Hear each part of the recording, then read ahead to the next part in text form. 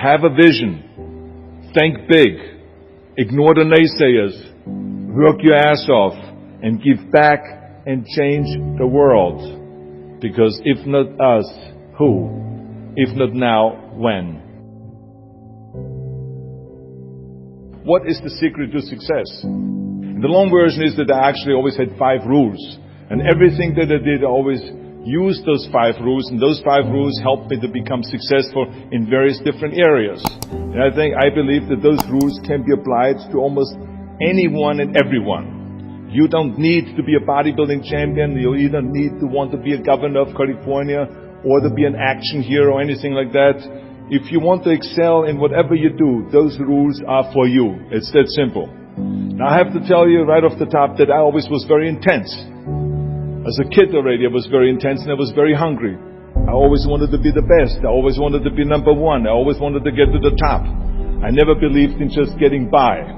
Now I have nothing against people that just want to get by, because I think there are many roads to happiness, but I think that we all here like to be successful and we are driven. So that's why those rules apply to you. So my first rule is find your vision and follow it. You see, I think it's the most important thing that we have a very clear vision of where we go. A goal, where do we go? Because you can have the best ship in the world. You can have the best cruise liner, but if the captain does not know where to go, that ship will drift around the world and out there at sea and will never end up anywhere. And this is exactly the way it is in real life. If you don't have a goal, if you don't have a vision, you just drift around. And you're not going to be happy. This is why it is so important to have that vision. Now, I created that vision in Austria, because I grew up after the Second World War. Austria, right along with Germany, lost the Second World War. Thank God. And the problem was that everyone was so depressed because they lost the war, that there was alcoholism everywhere. There was, of course, depression. There was a terrible economic situation. There was famine. There was starvation and all of those things. And also it was kind of a little place and narrow. I felt I wanted to get out of there. I wanted to escape. And I couldn't see myself really to work there and to stay there, to work in a factory or to work on a farm, or to even to follow my father's footsteps and to become a police officer. I couldn't see that either. As a matter of fact, that's what my parents wanted me to do. They wanted me to become a police officer and to marry a girl by the name of Heidi and to have a bunch of children and to run around like the Von Trapp family in The Sound of Music. But that's not what I saw. This was the vision of my parents, but not mine. And luckily, one day in school, I watched a documentary about America. And I found myself, I knew exactly that is where I wanted to end up. I wanted to be in America. Everything that I saw in the documentary, I just loved. Everything was so big. I remember the tall skyscrapers, the monstrous bridges, the giant freeways filled with beautiful cars, the huge jetliners, movie stars, Muscle Beach, and all of those things. I could not wait to get there. The question was just, how do I get there? How do I get to America? I mean, this was not a common thing to do way back in the 50s. No one had the money to travel or anything. But one day I was fortunate enough to see a magazine. And that magazine showed me the path to America. And it was a bodybuilding magazine.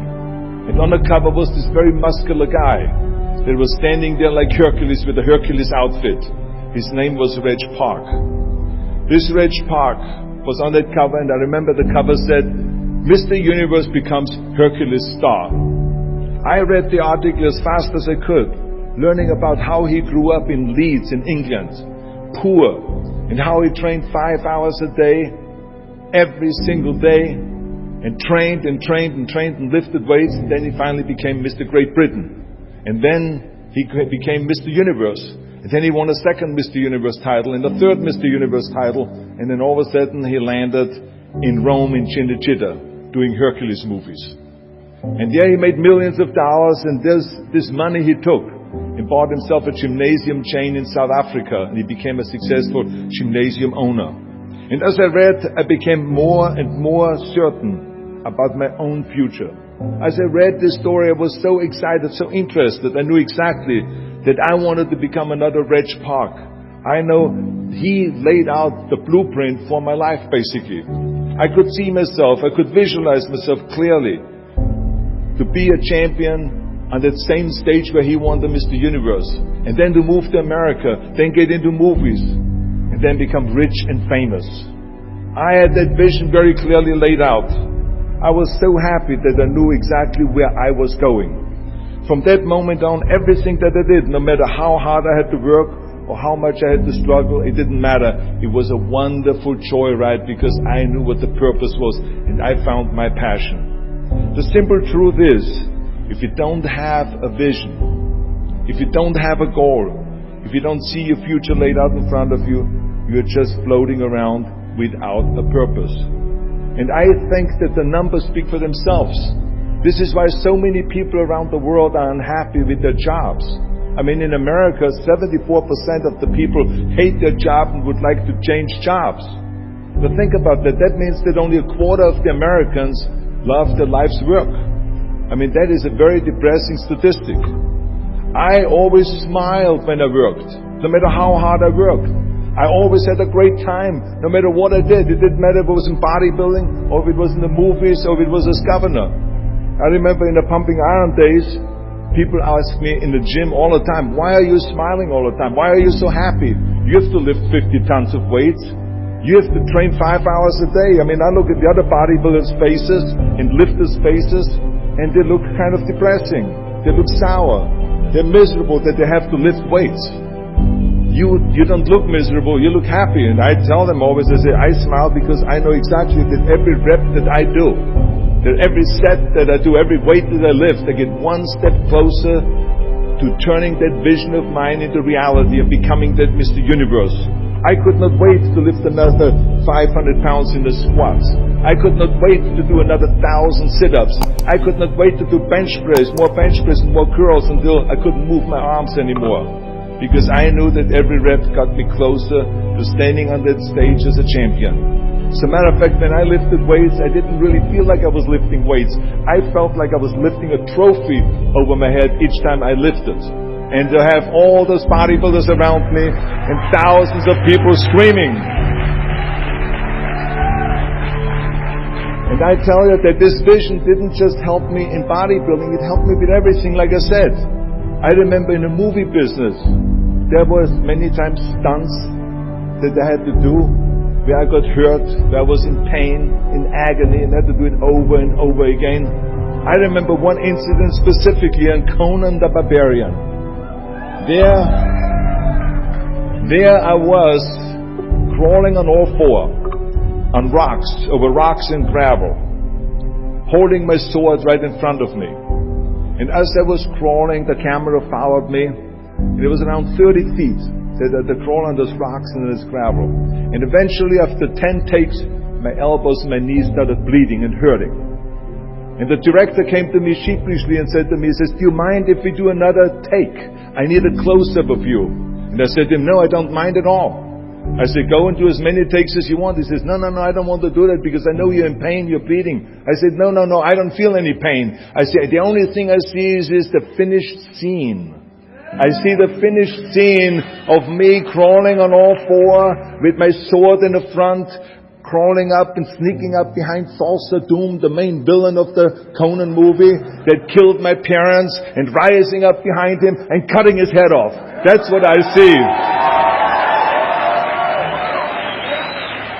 Remember, crush your enemies, see them driven before you, and hear the lamentation of their women. So this is why, because I visualized that scene, this is why I did not feel that pain. I did not care if I was bleeding on my knees, because I know that pain is temporary, but the film is permanent. And I explained that to the director, so this is why I try to tell you, always discover your vision, and the rest will follow. Now my second rule is never ever think small. If you're going to accomplish anything, you have to think big. You have to go and shoot for the stars. The biggest challenge most people have is because they think small. And the reason why people think small and why they choose small little goals is because they're afraid to fail. They know that if you shoot for a big goal, then the chances of failing are very high. And they're afraid of failing.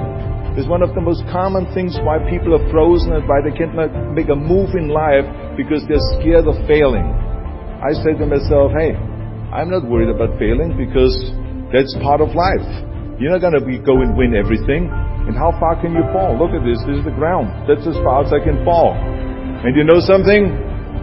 That the only time you really consider the failure is if you fall and you don't get up. But if you get up, you never consider the failure. So I never considered myself a failure. I always considered myself a winner, even though I fell every so often. But I always got up and I always moved forward. This is the important thing.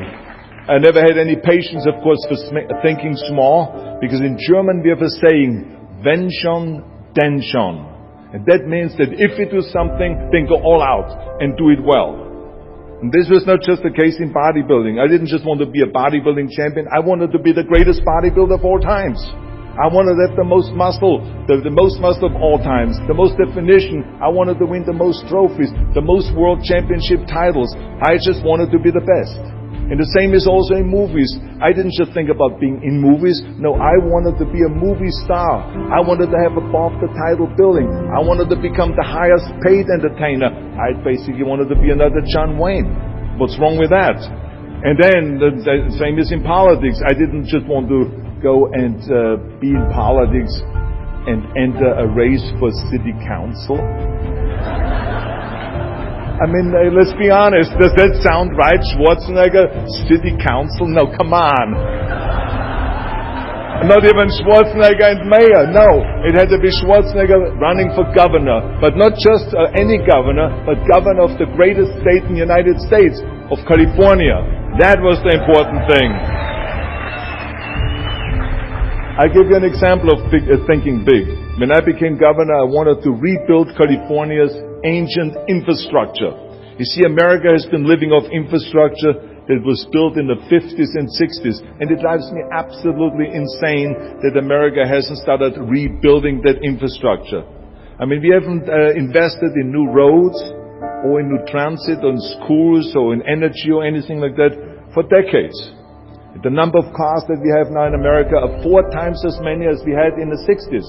So therefore, we should be having 4 times as many freeways, 4 times as many tunnels, 4 times as many bridges and all this. But we don't. So this is why I wanted to get our act together and do the upgrading, least in California. So when I talk about infrastructure, I didn't really want to just fix roads and close some holes on the roads. I wanted to build massive freeways on top of freeways. I wanted to build the first high-speed rail in the United States. I wanted to build more bridges and more tunnels, more on-ramps and off-ramps. I wanted to see literally cranes everywhere. Well, there was no excuse for Californians to get stuck in traffic, and there was no excuse really to send your kids in overcrowded classrooms and schools, and there was also no excuse that Los Angeles has a 100-year-old sewage system. That's shitty, I think. First, of course, some of the legislators looked at me like I was absolutely insane when I told them this vision. They were willing to spend maybe $5 billion, which of course is petty cash in compared to what my vision was. But so some politicians, of course, had a hard time to see the big picture because they didn't really ever travel outside California. So they haven't really seen big infrastructure. They haven't really seen big infrastructure all over the United States, or maybe in Asia, in China, or in Korea, or in Brazil, or in European countries, or here in Australia maybe. So they haven't seen that. And then, of course, there are other politicians that simply don't have a vision of the future past the next election, which is a common problem politicians have all over the world. So it was my job as governor to motivate them, and to take them and to see the traffic jams in Los Angeles, and to see the overcrowded classrooms, and to see all the problems that we have. And I kept pushing and pushing, and I pumped them up enough that eventually they saw the big picture.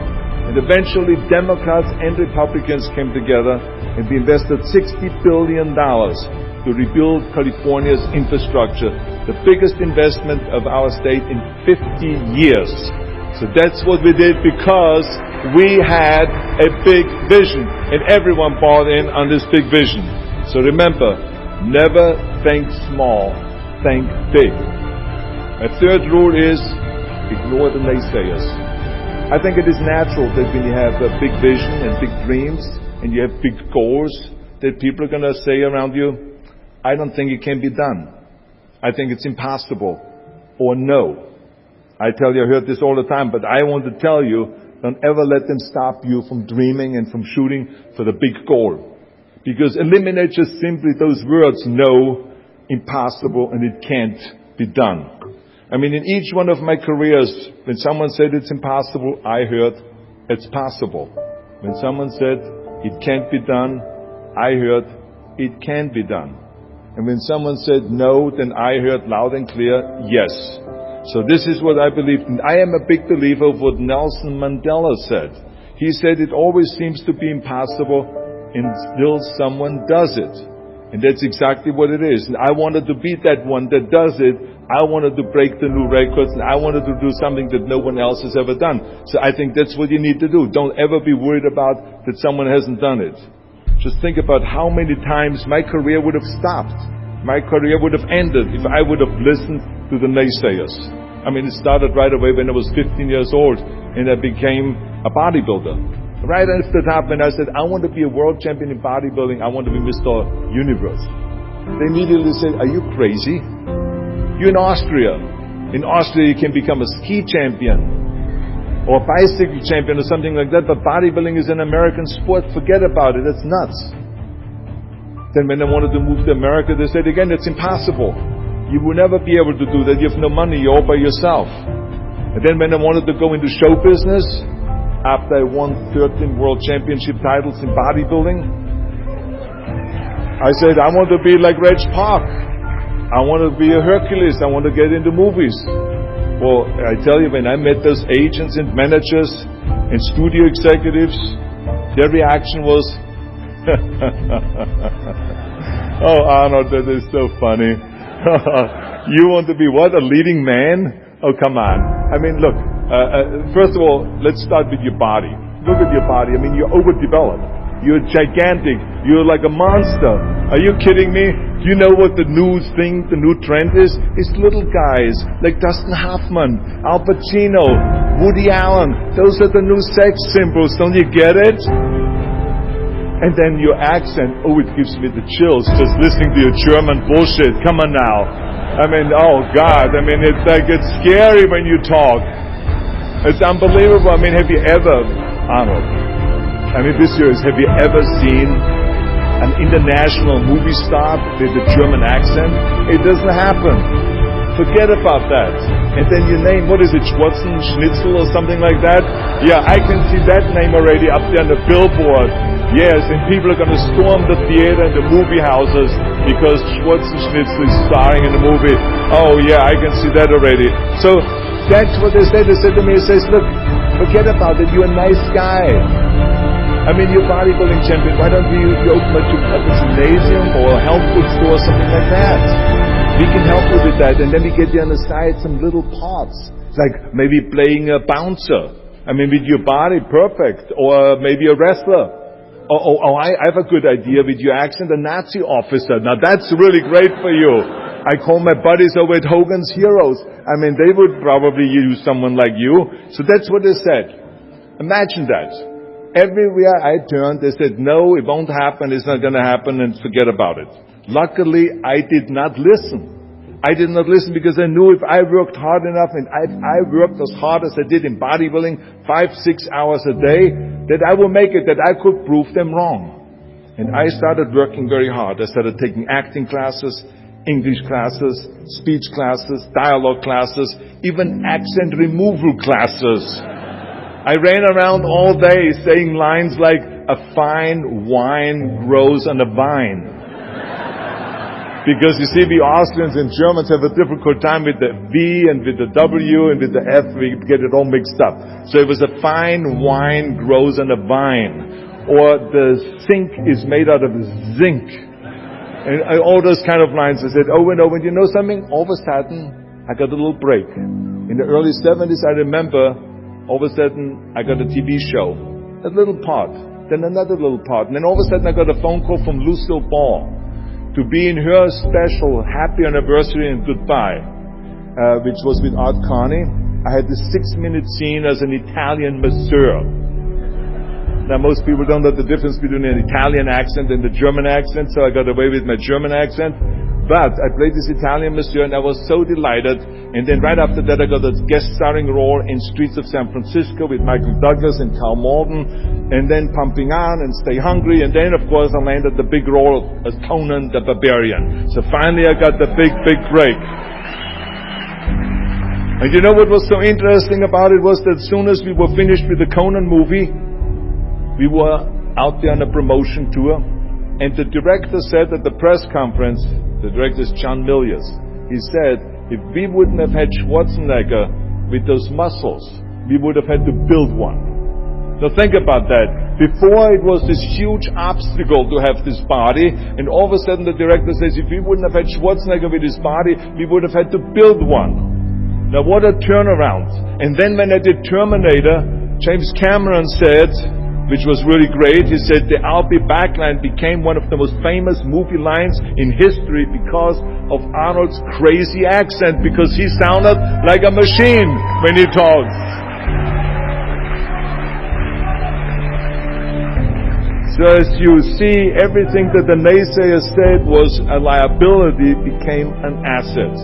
And the same was also in my political career. When I ran for governor, they immediately said, I shouldn't do it, it is a big mistake, it won't happen, I will lose, and all of those kind of things. And the rest, of course, is history. The bottom line is, if I would have listened to the naysayers, my career would have ended when I was 15 years old. I would be still yodeling in Austria, in the Alps, and I would not be talking here today to you. And the reason why I'm here today and talking to you is because I did not listen to you can't, or it's impossible, or no. So I just recommend to you very strongly, ignore the naysayers.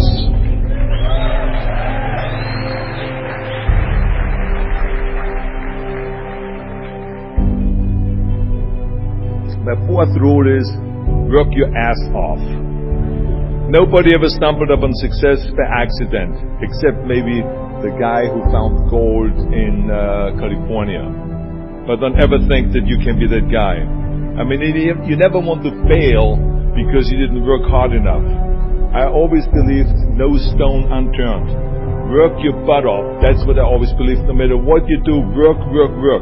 I remember Muhammad Ali, one of my great heroes, had a great line in the 70s when he was asked, how many sit-ups do you do? He said, I don't know, because I start counting only when it starts burning. When it starts burning, that's when it starts counting. You see, that's what makes you a champion. It doesn't matter in what area you're in. No pain, no gain. The bottom line is, one of my rules, which is work your butt off. If you don't apply that rule, all the other rules won't mean anything. I mean, it drives me absolutely nuts when people say, I don't have time to work out. Haven't you heard that many times?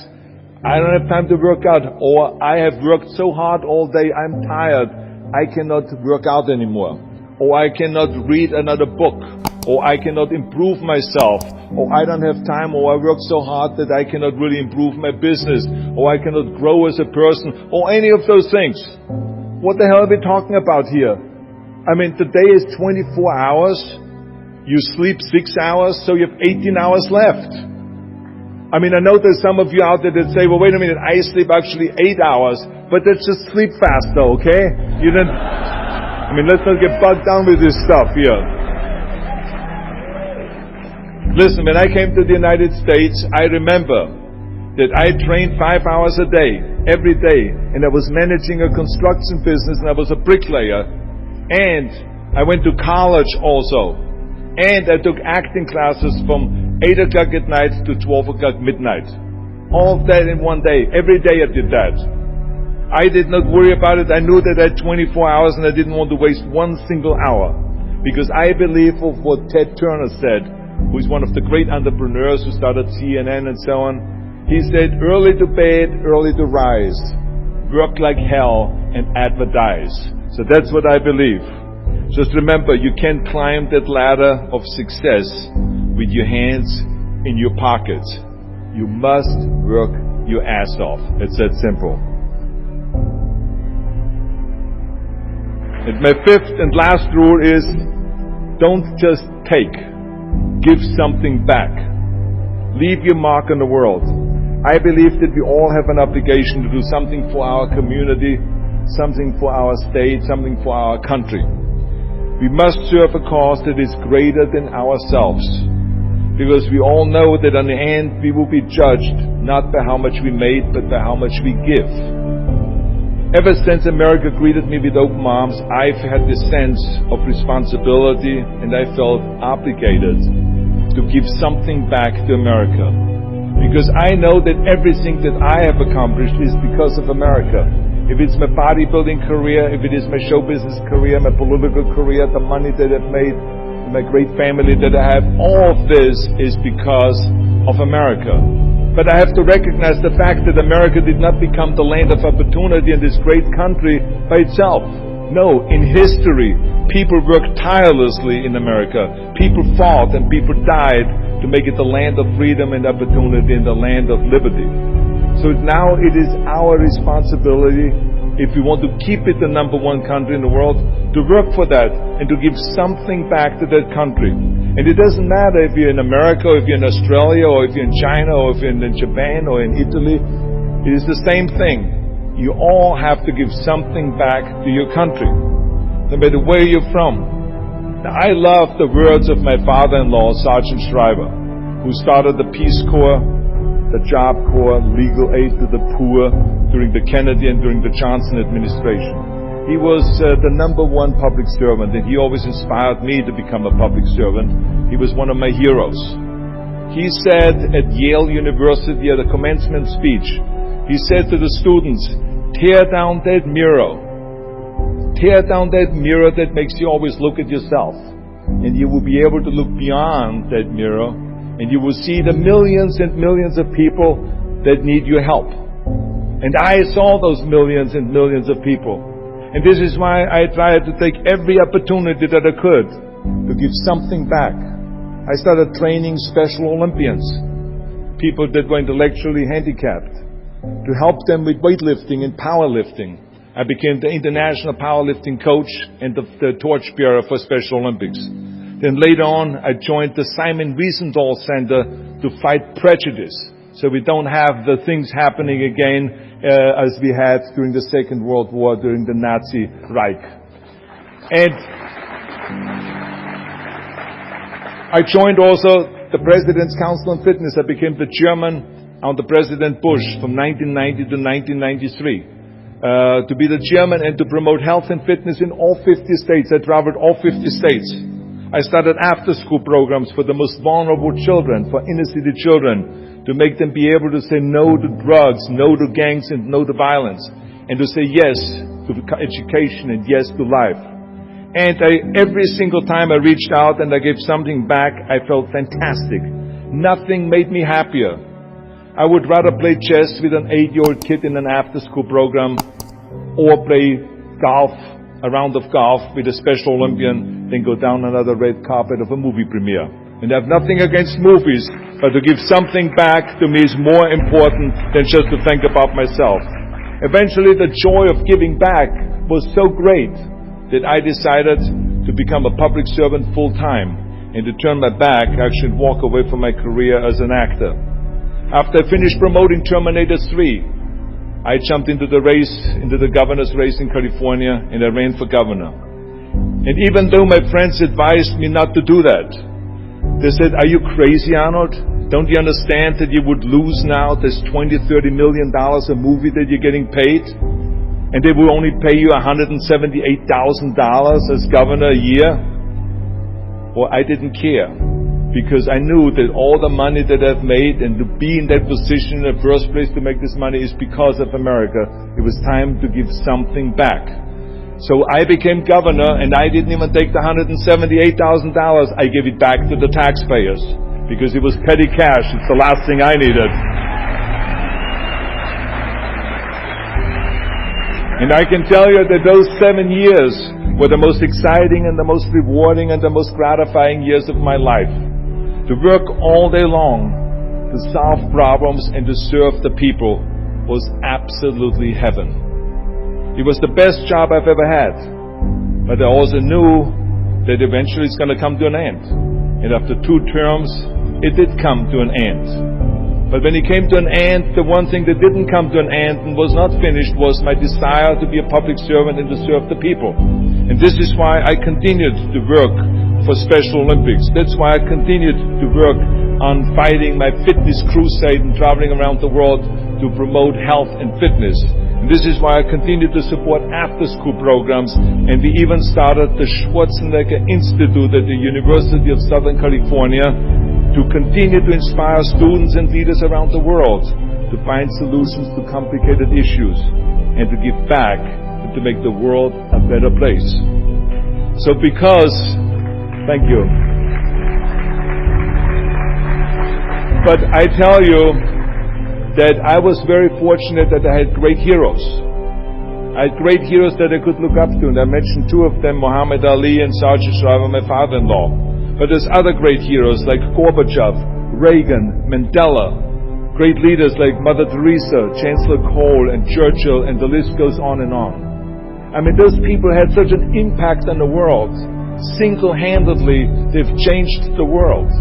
I mean, if you think about just Gorbachev, I mean, this man, every time I meet him, I'm in awe.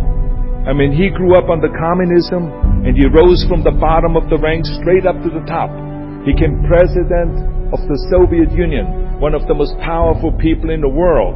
And he was the leader of the Communist Party. And when he was in a top position, he realized that the system was broken. Now what do you do when you're the top leader of the Communist Party and you realize that the system, that communism, doesn't work? Well, you know what he did? He dismantled communism. Think about the courage that takes. I mean, the guts that it takes to do that.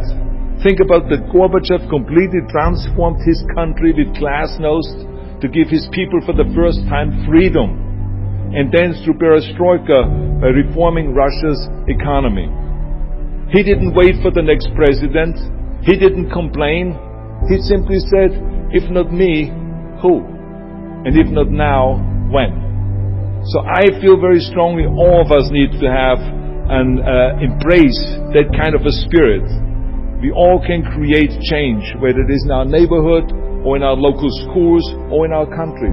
It can be big, but it can also be as little as just going to a school kid that has problems reading and teaching that kids how to read or how to do math. We don't have to just work on me. We should also work on we. Not just me, but also we. Remember that. To lead a truly full life, you must give back. You must leave the world a better place than you found it. Because the bottom line is, it is up to us. I mean, those rules that I've given you are important rules, but giving back is one of the most important rules. I guarantee you that if you follow all of those rules, you will have many victories to celebrate. And you will leave, your work, and you will have extraordinary kind of a record, and you will leave a legacy behind that you can be proud of. So I want you to remember those rules.